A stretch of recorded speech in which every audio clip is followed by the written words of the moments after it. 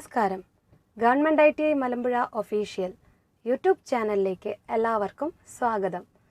ഞാൻ Bibitha, government ITI മലമ്പുഴയിൽ junior ഇൻസ്ട്രക്ടറാണ്. ഇന്ന് ഞാൻ പ്രസൻറ്റ് ചെയ്യുന്ന ടോപ്പിക് 2ാം വർഷ ട്രെയിനികൾക്ക് വർക്ക്ഷോപ്പ് കാൽക്കുലേഷൻ ആൻഡ് സയൻസ് എന്ന വിഷയത്തിൽ പഠിക്കുവാനുള്ള ഇലാസ്റ്റിസിറ്റി എന്ന പാഠഭാഗമാണ്. എന്തൊക്കെയാണ് ഇതിൽ ഉൾക്കൊള്ളിച്ചിരിക്കുന്നത് നോക്കാം. Fine elasticity and plasticity. Differentiate elastic materials and plastic materials. Stress, strain. ഇത്രയും കാര്യങ്ങളാണ് ഈ ഒരു പ്രസൻറ്റേഷനിൽ ഉൾപ്പെടുത്തിയിരിക്കുന്നത്. ഇതിൻ്റെ തുടർന്നു വരുന്ന ഭാഗങ്ങൾ മറ്റൊരു വീഡിയോയിൽ ഉൾപ്പെടുത്തുന്നതായിരിക്കും. ഇനി ഇവ ഓരോന്നും എന്താണെന്ന് നോക്കാം. First one, elasticity. ഇലാസ്റ്റിസിറ്റി എന്ന് പറഞ്ഞാൽ it is a mechanical property of solid. ഖരപദാർത്ഥങ്ങൾ പ്രകടിപ്പിക്കുന്ന ഒരു സ്വഭാവ സവിശേഷതയാണ് ഇലാസ്റ്റിസിറ്റി അഥവാ ഇലാസ്തികത. ഡിഫൈൻ ചെയ്തിരിക്കുന്നത് ഇങ്ങനെയാണ്: the ability of a material to regain its original shape and size when the applied force is removed. അതായത് നമ്മൾ അപ്ലൈ ചെയ്യുന്ന ഫോഴ്സ് റിമൂവ് ചെയ്താൽ ഒരു വസ്തുവിന് അതിൻ്റെ പൂർവ്വസ്ഥിതിയിലേക്ക് തിരിച്ചു പോകുവാനുള്ള കഴിവ്, അതാണ് ഇലാസ്റ്റിസിറ്റി അഥവാ ഇലാസ്തികത. ഇനി എന്താണ് അവിടെ സംഭവിക്കുന്നതെന്ന് നോക്കാം. നമ്മൾ പുറമേ നിന്നും ഒരു ബലം പ്രയോഗിക്കുമ്പോൾ ഒരു വസ്തുവിൻ്റെ ഷേപ്പിനും സൈസിനും വ്യത്യാസം സംഭവിക്കുന്നു. ഇനി ആ ഫോഴ്സ് നമ്മൾ റിമൂവ് ചെയ്യുമ്പോൾ ആ വസ്തു അതിൻ്റെ പൂർവ്വസ്ഥിതിയിലേക്ക് തിരിച്ചു പോകുന്നു. ഇങ്ങനെ അതിൻ്റെ ഒറിജിനൽ ഷേപ്പിലേക്ക് തിരിച്ചു പോകുവാനുള്ള ആ കഴിവിനെയാണ് എന്ത് പറയുന്നത്? ഇലാസ്റ്റിസിറ്റി. ഓക്കെ, ഒരു എക്സാമ്പിൾ പറയുകയാണെങ്കിൽ, ഇൻ കേസ് ഓഫ് സ്പ്രിങ്, നമ്മൾ ഒരു സ്പ്രിങ് എടുത്തിട്ട്, സ്പ്രിങ് എല്ലാവരും കണ്ടുപരിചയമുള്ള വസ്തുവാണല്ലോ, സ്പ്രിങ്ങിനെ കൈകൾ കൊണ്ട് അമർത്തുക. അമർത്തുമ്പോൾ എന്ത് സംഭവിക്കുന്നു? അതിൻ്റെ ലെങ്ത്തിന് വ്യത്യാസം സംഭവിക്കുന്നു, ലെങ്ത് കുറയുന്നു. ഇനി കൈകൾ നമ്മൾ മാറ്റുകയാണെങ്കിൽ ആ സ്പ്രിങ് അതിൻ്റെ പൂർവ്വസ്ഥിതിയിലേക്ക്, അതായത് അതിന് ഒറിജിനലി എത്ര നീളമുണ്ടായിരുന്നോ ആ ഒരു നീളം തന്നെ വീണ്ടെടുക്കുന്നു. അപ്പോൾ ഈ ഒരു പ്രോപ്പർട്ടിയാണ് എന്ത്? Elasticity. Next, plasticity. The ability of a material to continue in its new shape and size when the applied force is removed. ഒരു വസ്തുവിൽ ബലം പ്രയോഗിച്ചിട്ട് ആ വസ്തു ഒരു പുതിയ ഷേപ്പ് അറ്റൈൻ ചെയ്യുന്നു. ഈ ബലം നമ്മൾ റിമൂവ് ചെയ്യുമ്പോൾ ആ വസ്തു ഒരിക്കലും അതിൻ്റെ പൂർവ്വസ്ഥിതിയിലേക്ക് പോകാതെ പുതിയ ഏത് ഷേപ്പിലാണോ അതിരിക്കുന്നത് ആ ഒരു ഷേപ്പ് തന്നെ കണ്ടിന്യൂ ചെയ്യുക. ഓക്കെ, എക്സാമ്പിൾ പറയുകയാണെങ്കിൽ കളിമണ്ണ്. കളിമണ്ണ് നമ്മൾക്ക് വിവിധ രൂപത്തിലേക്ക് മാറ്റാൻ പറ്റും അല്ലേ? കൈകൾ കൊണ്ട് നമുക്ക് വിവിധ ഷേപ്പിലേക്കോ സൈസിലേക്കോ അതിനെ എന്ത് ചെയ്യാൻ പറ്റും? മാറ്റാൻ പറ്റും. ഇനി നമ്മൾ ആ കൈകൾ മാറ്റുകയാണെങ്കിൽ, മീൻസ് നമ്മൾ അപ്ലൈ ചെയ്യുന്ന ആ ഫോഴ്സ് റിമൂവ് ചെയ്യുമ്പോൾ കളിമണ്ണ് ഒരിക്കലും അതിൻ്റെ പഴയ രൂപത്തിലേക്ക് തിരിച്ചു വരുന്നില്ല. അതെന്താ ചെയ്യുന്നത്? ഇപ്പോൾ ഏത് ഷേപ്പിലാണോ ഇരിക്കുന്നത് ആ ഒരു ഷേപ്പ് തന്നെ കണ്ടിന്യൂ ചെയ്യും. ഇതിനെയാണ് എന്ത് പറയുന്നത്? Plasticity. Next, elastic materials. Materials which exhibit elasticity. Elasticity എന്ന സ്വഭാവ സവിശേഷത പ്രകടിപ്പിക്കുന്ന വസ്തുക്കളാണ് എന്ത്? Elastic materials. Examples: spring, rubber band, nylon, neoprene, silicon rubber, natural gum, etcetera. ഇങ്ങനെ കുറച്ച് എക്സാമ്പിൾസ് പറഞ്ഞിട്ടുണ്ട്. നമുക്ക് സ്പ്രിങ്, റബ്ബർ ബാൻഡ് അതൊക്കെ എന്താണ്? കണ്ടുപരിചയമുള്ള വസ്തുക്കളാണല്ലേ. റബ്ബർ. Next, plastic materials.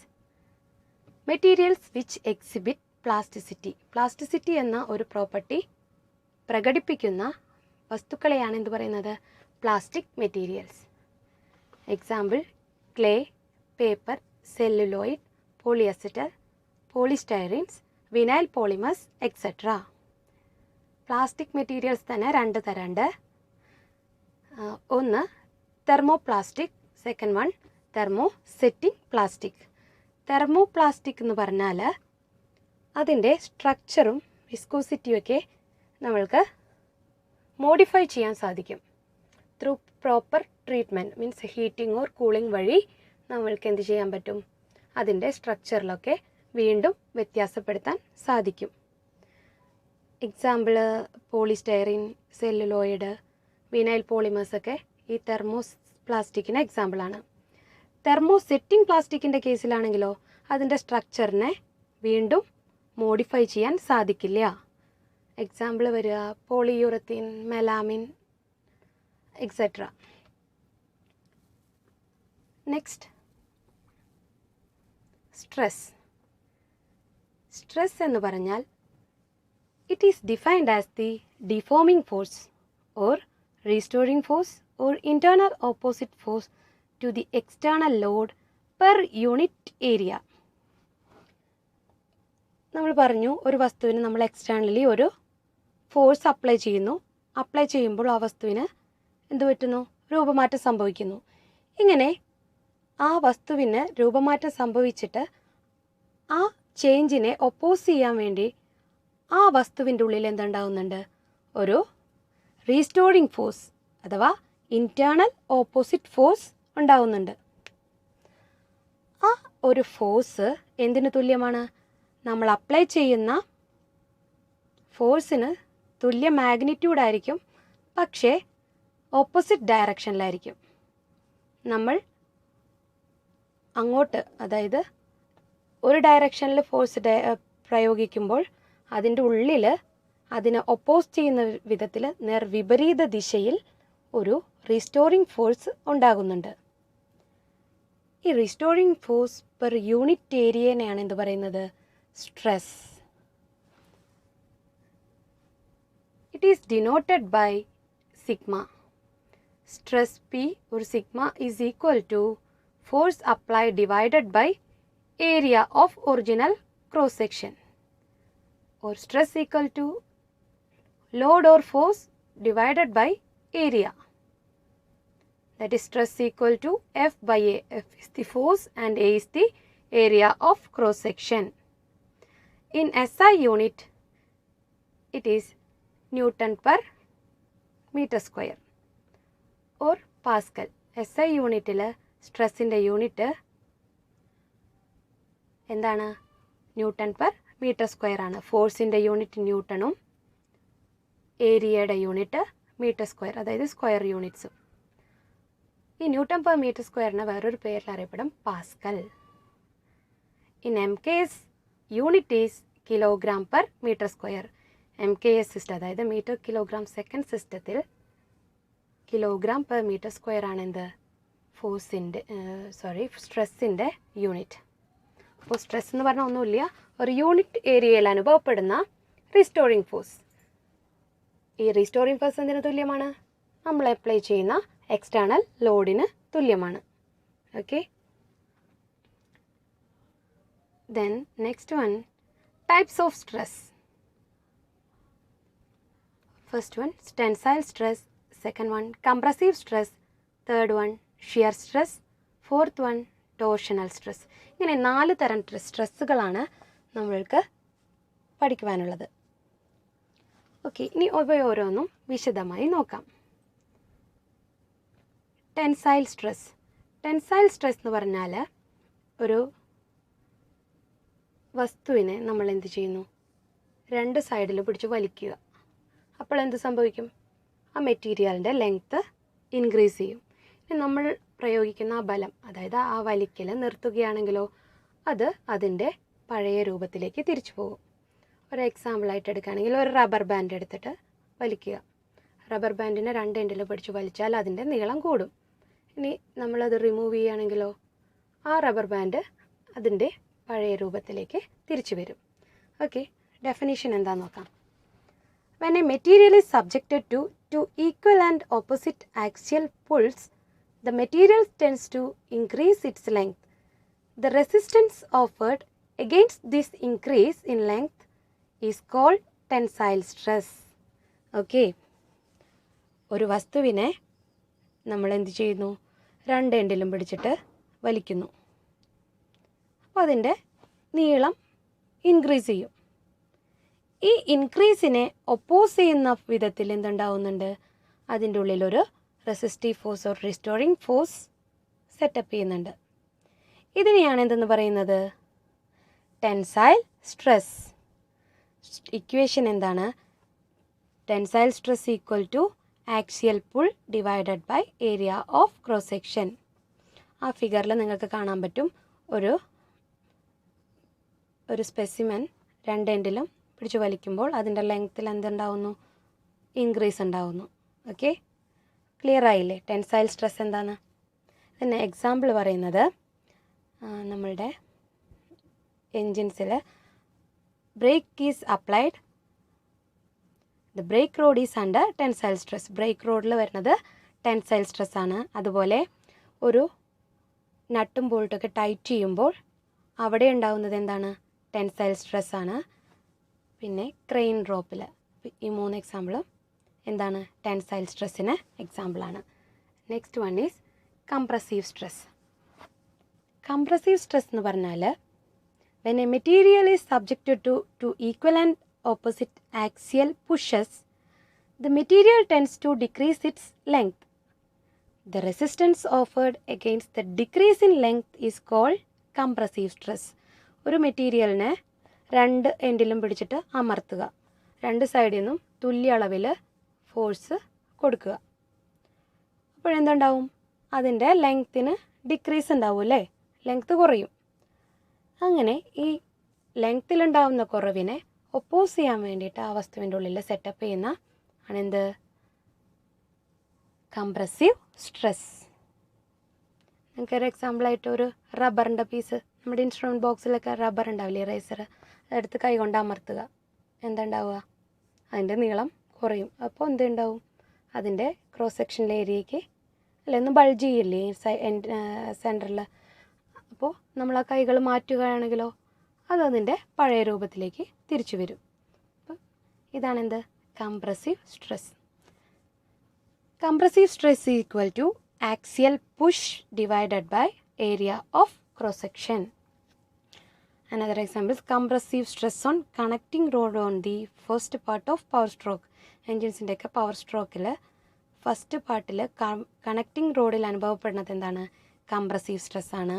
അതുപോലെ പുഷ് റോഡിൽ ഡ്യൂറിങ് വാൽവ് ഓപ്പണിംഗ് ടൈമിൽ പുഷ് റോഡിലും എന്താണ് അനുഭവപ്പെടുന്നത്? കംപ്രസീവ് സ്ട്രെസ് ആണ്. Another one is clutch lining when the clutch is engaged.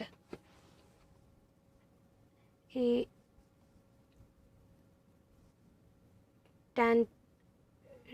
Tensile സ്ട്രെസ്സും ഷിയർ സ്ട്രെസ്സും ഒക്കെ നോർമൽ സ്ട്രെസ്സുകളാണ്. നോർമൽ, അതായത് ഓക്കെ, രണ്ട് ക്ലാസിഫിക്കേഷനാണ് നമുക്ക് സ്ട്രെസ്സിൻ്റെ, നോർമൽ സ്ട്രെസ്സും ടാൻജൻഷ്യൽ സ്ട്രെസ്സും. അല്ലെ നോർമൽ സ്ട്രെസ്സിൻ്റെ കേസിൽ വരുന്നതാണ് എന്ത്? ടെൻസൈൽ സ്ട്രെസ്സും കംപ്രസീവ് സ്ട്രെസ്സും. Okay, next one shear stress. Shear stress എന്താണെന്ന് നോക്കാം.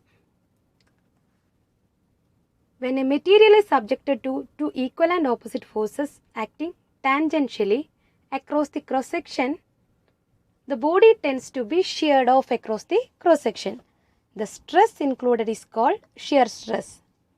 അതായത് നേരത്തെ ഡിസ്കസ് ചെയ്ത രണ്ട് സ്ട്രെസ്സുകളും എന്തിനെ റിലേറ്റഡ് ആയിരുന്നു? ലെങ്ത്തിനായിരുന്നു. ഇപ്പോൾ പറയുന്ന ഷിയർ സ്ട്രെസ് അതിൻ്റെ ഷേപ്പിനെയാണ് എന്തുണ്ടാക്കുന്നത്? വ്യത്യാസം വരുത്തുന്നത്. അതിന് എക്സാമ്പിളായിട്ട് പറയുകയാണെങ്കിൽ നിങ്ങൾക്ക് ഫിഗറിൽ കാണാൻ പറ്റും, നമ്മളൊരു ബ്ലോക്ക് കൈകൾ കൊണ്ട് എന്ത് ചെയ്യുന്നു? നിരക്കി നീക്കുന്നു അല്ലേ. അതിൻ്റെ ടോപ്പ് ഫേസിൽ മാത്രം ഒരു ഫോഴ്സ് അപ്ലൈ ചെയ്യുന്നു. അപ്പോൾ എന്താണ് അതിന് സംഭവിക്കുന്നത്? അതിൻ്റെ ഷേപ്പിന് ഒരു വ്യത്യാസം വരുന്നു. ഒരു ഷിയറിങ്, ഒരു എന്താണ് അതിൻ്റെ ഷേപ്പിനൊരു വ്യത്യാസം, അതൊന്ന് ചരിയുന്നു അല്ലേ. ഒരു സ്ലൈറ്റ് ഡീവിയേഷൻ അതിൻ്റെ ഒറിജിനൽ പൊസിഷനിൽ നിന്ന് വരുന്നു. ഒരു ചെറിയൊരു ഡീവിയേഷനാണ്. നമുക്കതിനെ തീറ്റ എന്നൊരു തീറ്റ എന്നൊരു ഗ്രീക്ക് ലെറ്റർ വെച്ചിട്ട് ഡിനോട്ട് ചെയ്യാം. സ്മോൾ ചേഞ്ച് ആണത്. അപ്പോൾ ഷിയർ സ്ട്രെസ് എന്ന് പറഞ്ഞ ഒന്നുമില്ല, ഷേപ്പിലാണ് ചേഞ്ച് വരുന്നത്. നേരത്തെ രണ്ടെണ്ണം പറഞ്ഞത് ലെങ്ത്തിലായിരുന്നു വ്യത്യാസം. It is denoted by the letter tau. Greek letter ടോയാണ് ഷിയർ സ്ട്രെസ്സിനെ ഡിനോട്ട് ചെയ്യുന്നത്. shear stress equal to force by area. Unit is Newton per meter square or kilogram per meter square. ഇനി ഇതെവിടെയൊക്കെയാണ് നമുക്ക് കാണാൻ സാധിക്കുകയെന്ന് വെച്ചാൽ റിവറ്റ്സിൽ, ആക്സിൽ ഷാഫ്റ്റ്, ഗഡ്ജൻ പിൻ, gear box shaft etcetera ഇവിടെയെല്ലാം shear stress കാണാൻ സാധിക്കും. Next one, torsional stress. എന്താണ് torsional stress എന്ന് പറഞ്ഞാൽ? When a shaft is subjected to the action of two equal and opposite couples acting in parallel planes, then the shaft is said to be in torsion. The stress set up by torsion is known as torsional shear stress. അതായത് നിങ്ങൾ ഫിഗറിൽ നോക്കിയാൽ കാണാം, അവിടെ ഒരു shaft ഉണ്ട് അല്ലേ, ഒരു സർക്കുലർ റോഡ്. അതിൻ്റെ രണ്ട് എൻഡിലും ഓപ്പോസിറ്റ് ഡയറക്ഷനിലുള്ള എന്ത് പ്രൊവൈഡ് ചെയ്യുന്നു? ഫോഴ്സസ്. അതായത് ഒരു റൊട്ടേറ്റിംഗ് ഇഫക്റ്റ്, ടേണിംഗ് എഫക്റ്റ് നമ്മൾ പ്രൊവൈഡ് ചെയ്യുകയാണെങ്കിൽ ആ ഷാഫ്റ്റ് എന്താണെന്ന് പറയാം? അണ്ടർ ടോർഷനിലാണെന്ന് പറയാം. ഈ ടോർഷൻ മൂലം അതെ അവിടെ ഉണ്ടാകുന്ന സ്ട്രെസ്സാണ് എന്ത്? Torsional shear stress. ഒരു ദണ്ട് അല്ലേ, സർക്കുലർ റോഡ് നമ്മൾ രണ്ട് കൈകളും, ഒരു കൈ ഒരു ഡയറക്ഷനിലേക്ക് തിരിക്കുക, നെക്സ്റ്റ് ആണെങ്കിൽ അതിൻ്റെ ഓപ്പോസിറ്റ് ഡയറക്ഷനിൽ, അത് ഒന്ന് ക്ലോക്ക് വൈസ് ഡയറക്ഷനിലും ഒരെണ്ണം ആൻറ്റി ക്ലോക്ക് വൈസ് ഡയറക്ഷനിലും തിരിക്കുകയാണെങ്കിൽ ആ റോഡിൽ അനുഭവപ്പെടുന്നത് ടോർഷനായിരിക്കും. ഈ ഒരു അവസ്ഥയിൽ സെറ്റപ്പ് ചെയ്യുന്ന സ്ട്രെസ്സാണ് എന്ത്? Torsional shear stress. Okay, next one, അതിന് example rear axle, crank shaft, propeller shaft, coil springs ഇവിടെയെല്ലാം നമ്മൾക്ക് ടോർഷണൽ സ്ട്രെസ്, ഷിയർ സ്ട്രെസ് കാണാൻ സാധിക്കും. Next is problem related to stress ആണ്. A force of 500 Newton is applied on a metallic wire of 5 mm diameter. Find the stress. എന്താണ് പറയുന്നത്? ഒരു 500 newton force ഒരു metallic വയറിൽ അപ്ലൈ ചെയ്യുന്നു. അവിടെ ഉണ്ടാവുന്ന സ്ട്രെസ് എത്രയാണെന്ന് കണ്ടുപിടിക്കണം. ആ മെറ്റാലിക് വയറിൻ്റെ ഡയമീറ്റർ 5 mm ആണെന്ന് പറഞ്ഞിട്ടുണ്ട്. ഓക്കെ, സ്ട്രെസ്സിൻ്റെ ഇക്വേഷൻ എന്താണ്? Stress equal to force by area of cross section. നമുക്ക് ക്വസ്റ്റ്യനിൽ തന്നിരിക്കുന്ന ഡാറ്റാസൊക്കെ എടുത്തെഴുതാം. Given force equal to 500 newton, force 500 newton ആണെന്ന് തന്നിട്ടുണ്ട്. ഡയമീറ്റർ തന്നിട്ടുണ്ട്, D is equal to 5 mm. Diameter തന്നു കഴിഞ്ഞാൽ മെറ്റാലിക് വയറാണ്, നമുക്ക് ഏരിയ ഓഫ് ക്രോസ് സെക്ഷൻ കണ്ടുപിടിക്കാൻ പറ്റും അല്ലേ? സർക്കുലർ ഷേപ്പാണ് അതിൻ്റെ ക്രോസ് സെക്ഷൻ വരിക. അപ്പോൾ സർക്കിളിൻ്റെ ഏരിയ πr². സോ നമ്മൾക്ക് എന്ത് ചെയ്യാം? ഡിവൈഡഡ് ബൈ 2 ചെയ്താൽ എന്ത് കിട്ടും? റേഡിയസ് കിട്ടും. So radius r equal to 5 divided by 2 which is equal to 2.5 mm. 2.5 ആണ് എന്ത്? അതിൻ്റെ റേഡിയസ് എന്ന് കണ്ടുപിടിച്ചു. ഇനി ഏരിയ ഇക്വേഷൻ എഴുതുക. Area of cross section equal to πr². That is pi into 2.5 the square which is equal to 19.63 millimeter square. Next, stress equal to 500 divided by 19.63. Already നമുക്ക് തന്നിട്ടുണ്ടല്ലോ, force 500 ആണെന്ന് തന്നിട്ടുണ്ട്. നമ്മളിപ്പോൾ ഏരിയ കാൽക്കുലേറ്റ് ചെയ്തു, 19.63. Therefore stress equal to 25.47 Newton per millimeter square. Okay, clear ആയോ? Next one, what force will be required to shear off a bar of 30 mm diameter if the ultimate shear stress of the material is 35 kg per millimeter square? നമ്മൾ ഈ ക്വസ്റ്റ്യനിൽ എന്താണ് ചോദിച്ചിരിക്കുന്നത്?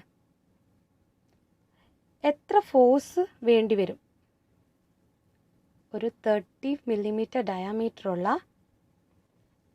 ഒരു റോഡിനെ, ബാറിനെ shear of ചെയ്യാൻ എത്ര force apply ചെയ്യേണ്ടി വരും? അതിൻ്റെ സ്ട്രെസ്സ് തന്നിട്ടുണ്ട് 35 km/mm². അപ്പോൾ നമുക്കറിയാം ഷിയർ സ്ട്രെസ്സിൻ്റെ equation shear force by area of cross section. ഇതിൽ നിന്ന് ഷിയർ ഫോഴ്സ് കണ്ടുപിടിക്കാമല്ലോ. Shear force equal to shear stress into area of cross section. എന്ത് ചെയ്തു? റീഅറേഞ്ച് ചെയ്തു ഇപ്പുറത്തെ സൈഡിൽ. അതായത് area of cross section division ആയിരുന്നു, ഈക്വൽ ടു സൈൻ്റെ ഇപ്പുറത്തേക്ക് പോകുമ്പോൾ എന്താവും? അത് മൾട്ടിപ്ലിക്കേഷൻ ആയി. Okay, therefore shear force equal to shear stress into area of cross section. അതാണ് രണ്ടാമത്തെ ഇക്വേഷൻ എഴുതിയിരിക്കുന്നത്. ഇനി തന്നിരിക്കുന്ന datas എടുത്തെഴുതാം. given diameter of bar equal to 30 mm, 30 mm ആണ് അതിൻ്റെ diameter. therefore radius equal to 30 divided by 2 which is equal to 15 mm. 15 mm ആണ് അതിൻ്റെ എന്ത്? Radius. Area of cross section എത്രയാണ്? πr² അല്ലേ? πr² which is equal to pi into 15², 15². Shear stress തന്നിട്ടുണ്ട്. Shear stress equal to 35 kg/mm². therefore shear force equal to shear stress into area of cross section അല്ലേ? Shear stress 35 into area of cross section pi into 15². that is 35 into pi into 15² which is equal to 24,727.5 Newton. Okay. Next is strain. ഇതൊരു quantity ആണ് which describes the deformation that occurs in a body. ഒരു വസ്തുവിനുണ്ടാകുന്ന deformation എത്രയാണെന്ന് കാണിക്കുന്ന ഒരു ക്വാണ്ടിറ്റിയാണ് എന്ത്? Strain. നമ്മളൊരു external force apply ചെയ്യുമ്പോൾ വസ്തുക്കൾക്ക് ഡിഫോർമേഷൻ സംഭവിക്കുന്നു, അതല്ലേ? രൂപമാറ്റം സംഭവിക്കുന്നു. അങ്ങനെ എത്രയുണ്ടായി അത് കാണിക്കുന്ന ഒരു ക്വാണ്ടിറ്റിയാണ് എന്ത്? Strain. It is defined as the ratio of change in dimension of a material to the original dimension. ഒരു വസ്തുവിനുണ്ടാകുന്ന ചേഞ്ച് ഡിവൈഡഡ് ബൈ അതിൻ്റെ ഒറിജിനൽ. അപ്പോൾ ഫോഴ്സ് അപ്ലൈ ചെയ്യുമ്പോൾ അതിൻ്റെ നീളത്തിന് വ്യത്യാസം വരാം, ഡയമീറ്ററിന് വ്യത്യാസം വരാം, ഷേപ്പിന് വ്യത്യാസം വരാം, വോളിയത്തിന് വ്യത്യാസം വരാം, അല്ലേ? അങ്ങനെ ഏതിനൊക്കെയാണോ വ്യത്യാസം വരുന്നത് ആ quantity divided by original values. Ratio നമുക്കറിയാമല്ലോ, ന്യൂമറേറ്റർ ബൈ ഡിനോമിനേറ്റർ ഫോമിൽ എഴുതുന്നതാണ് എന്ത്? റേഷ്യോ. അപ്പോൾ സ്ട്രെയിൻ എന്ന് പറഞ്ഞാൽ ഒരു റേഷ്യോയാണ്. റേഷ്യോയുടെ ന്യൂമറേറ്റർ വരുന്നത് എന്താണ്? ആ വസ്തുവിന് സംഭവിക്കുന്ന ചേഞ്ച്. ഏത് ക്വാണ്ടിറ്റിയിലാണോ ചേഞ്ച് വരുന്നത് ആ ക്വാണ്ടിറ്റിയിലുള്ള ചേഞ്ച് ഡിവൈഡഡ് ബൈ അതിൻ്റെ ഒറിജിനൽ ക്വാണ്ടിറ്റി. ചേഞ്ച് ലെങ്ത്തിലാണ് ചേഞ്ച് വരുന്നതെങ്കിൽ change in length divided by original length. അഥവാ തിക്നെസ്സിലാണെങ്കിലോ change in thickness divided by original thickness. ഇപ്പോൾ വോളിയത്തിലാണ് ചേഞ്ച് വരുന്നതെങ്കിൽ change in volume divided by original volume. It has no unit. എന്തുകൊണ്ടാണ് ഇതിന് യൂണിറ്റ് ഇല്ല എന്ന് പറയുന്നത്? കാരണം ന്യൂമറേറ്ററിലും ഡിനോമിനേറ്ററിലും ഒരേപോലത്തെ ക്വാണ്ടിറ്റീസ് ആണ് വരുന്നത്, അല്ലേ? മുകളിൽ നീളം തന്നെയാണ്, താഴെയും നീളം തന്നെയാണ്. നീളത്തിൻ്റെ രണ്ടിൻ്റെ യൂണിറ്റ് എന്താ? ഒരേപോലത്തെ അല്ലേ? മീറ്റർ ആണെങ്കിൽ മുകളിലും മീറ്റർ താഴെയും മീറ്റർ, രണ്ടും എന്ത് ചെയ്യും? ക്യാൻസൽ ചെയ്യും. അതുകൊണ്ട് ഇതിന് യൂണിറ്റ് ഇല്ല. It is represented by epsilon. Epsilon എന്ന് പറയുന്ന ഒരു ഗ്രീക്ക് ലെറ്റർ വെച്ചിട്ടാണ് എന്ത് റെപ്രസെൻറ്റ് ചെയ്യുന്നത്? സ്ട്രെയിൻ റെപ്രസെൻറ്റ് ചെയ്യുന്നത്. Strain is equal to change in dimension divided by original dimension. ഇനി ഏതൊക്കെ ടൈപ്പ് സ്ട്രെയിൻ ഉണ്ടെന്ന് നോക്കാം. First one linear or longitudinal strain. Second one lateral strain. Third one is volumetric strain. Okay, ഇനി നമുക്കിത് ഓരോന്നും ഏതൊക്കെയാണെന്ന് നോക്കാം. First one linear or longitudinal strain. It is the ratio of the change in length of a material to its original length. ഒരു വസ്തുവിന് ഉണ്ടാകുന്ന change in ലെങ്ത്തിനെ അതിൻ്റെ original length കൊണ്ട് ഡിവൈഡ് ചെയ്യുന്നതാണ് എന്ത്? Linear strain or longitudinal strain. Linear strain equal to change in length. അതിനെ DL delta L എന്ന് പറയുന്ന ഒരു ടേം വെച്ചിട്ടാണ് ഡിനോട്ട് ചെയ്യുക. ചേഞ്ച് ഇൻ ലെങ്ത്തിനെ delta L divided by original length L. Next one lateral strain. lateral strain is equal to എന്താണ്? it is defined as the ratio of change in dimension other than length of a material to its original dimension. അതായത് length ഒഴികെ അതിൻ്റെ മറ്റു അളവുകളിൽ വ്യത്യാസം വരുന്നുണ്ട് അല്ലേ. For example എടുക്കുകയാണെങ്കിൽ ഒരു സർക്കുലർ റോഡ് എടുത്തിട്ട് നമ്മളതിനെ എന്ത് ചെയ്യുക, കംപ്രസ് ചെയ്യുമ്പോൾ അതിൻ്റെ ലെങ്ത്ത് ഡിക്രീസ് ചെയ്യും, അതോടൊപ്പം തന്നെ എന്തുണ്ടാവുന്നുണ്ട്, ഏരിയ ഇൻക്രീസ് ചെയ്യും. അല്ലെങ്കിൽ ഒരു സർക്കുലർ റോഡ് എടുത്തിട്ട് നമ്മൾ അല്ലെങ്കിൽ ഒരു കമ്പി എടുത്തിട്ട് വലിച്ചു നീട്ടുകയാണെങ്കിൽ എന്തുണ്ടാവുന്നത്, അതിൻ്റെ നീളത്തിന് ഇൻക്രീസും അതിൻ്റെ ഡയാമീറ്ററിന് ഡിക്രീസും സംഭവിക്കുന്നു അല്ലേ. അപ്പോൾ ലെങ്ത് ഒഴികെ ഉണ്ടാവുന്ന മറ്റു അളവുകൾക്കുണ്ടാവുന്ന വ്യത്യാസം ഡിവൈഡഡ് ബൈ ഏതൊക്കെയാണവ അതിൻ്റെ original values. Okay, it is the ratio of change in dimension other than length of a material to its original dimension. Lateral strain നമുക്ക് പല രൂപത്തിൽ ഡിഫൈൻ ചെയ്യാം. That is lateral strain is equal to change in thickness by original thickness, or lateral strain equal to change in breadth by original breadth, or lateral strain equal to change in diameter by original diameter. അതായത് length ഒഴികെ വരുന്ന മറ്റു dimensions അതിനുണ്ടാകുന്ന ചേഞ്ചുകൾ divided by ആ original dimensions, അതാണ് എന്ത്, lateral strain. Next, poisons ratio. It is the ratio between lateral strain and linear strain. Lateral strainum linear strainum തമ്മിലുള്ള റേഷ്യോയെയാണ് എന്ത് പറയുന്നത്, Poisson's ratio. Poisson's ratio equal to lateral strain divided by linear strain, which is denoted as 1/m. 1/m ആണ് അതിനെ denote ചെയ്യുന്നത്. Okay, next, volumetric strain. It is the ratio between change in volume of a material to its original volume. Okay, volume എന്ന് പറഞ്ഞാൽ അതിൻ്റെ വ്യാപ്തത്തിലുണ്ടാകുന്ന വ്യത്യാസം divided by original വ്യാപ്തം. ഈ ഒരു റേഷ്യോ ആണ് എന്ത്, വോളിയോമെട്രിക് സ്ട്രെയിൻ. നമ്മൾ എക്സാമ്പിൾ പറയുകയാണെങ്കിൽ ഒരു ബീക്കറിനകത്ത് ഒരു ബീക്കറിനകത്തുള്ള വെള്ളത്തിലേക്ക് ഒരു ബോൾ ഇട്ട് കഴിഞ്ഞിട്ട് നമ്മൾ ഗ്ലാസ് ബീക്കർ ആയിരിക്കാം, അപ്പോൾ അത് പുറമേ നോക്കുമ്പോൾ നമുക്ക് അതിൻ്റെ സൈസ് ചെറുതായതുപോലെ തോന്നും അല്ലേ. ഫ്ലൂയിഡ് പ്രഷർ കൊണ്ട് എല്ലാ സൈഡിൽ നിന്നും ഫ്ലൂയിഡ് പ്രഷർ അതിൻ്റെ വശങ്ങളിൽ ആക്ട് ചെയ്യുന്നതുകൊണ്ട് നമുക്കത് സൈസ് ചെറുതായതുപോലെ തോന്നും. ഇതാണ് എന്ത്, ചേഞ്ച് ഇൻ വോളിയം എന്ന് ഉദ്ദേശിക്കുന്നത്. ഈ change in volume divided by original volume ആണ് എന്ത്, volumetric strain. Volumetric strain equal to change in volume dV divided by original volume V. Okay, ഇത്രയും നേരം പറഞ്ഞ കാര്യങ്ങൾ നിങ്ങൾക്ക് എല്ലാവർക്കും മനസ്സിലായി എന്ന് വിചാരിക്കുന്നു. ഇനി ഇതിൻ്റെ തുടർന്നുള്ള ഭാഗങ്ങൾ അടുത്തൊരു വീഡിയോയിൽ ഉണ്ടാകുന്നതായിരിക്കും.